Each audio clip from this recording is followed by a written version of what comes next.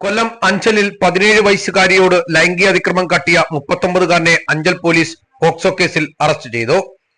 കരുവോൺ പാറപ്പാട്ട് വീട്ടിൽ 39 വയസ്സുള്ള രഞ്ജിത്താണ് പോലീസ് പിടിയിലായത്. കേസിനാസ്പദമായ സംഭവം നടക്കുന്നത് ഈ കഴിഞ്ഞ മെയ് മാസത്തിലാണ്. രഞ്ജിത്ത് പെൺകുട്ടിയുടെ വീട്ടിൽ ആരുമില്ലാതിരുന്ന സമയത്ത് അതിക്രമിച്ചു കയറി പെൺകുട്ടിയെ ലൈംഗികമായി ഉപദ്രവിച്ചു. പെൺകുട്ടി വീട്ടിൽ നിന്നും ഇറങ്ങി തൊട്ടടുത്ത വീട്ടിൽ കയറി രക്ഷപ്പെട്ടു.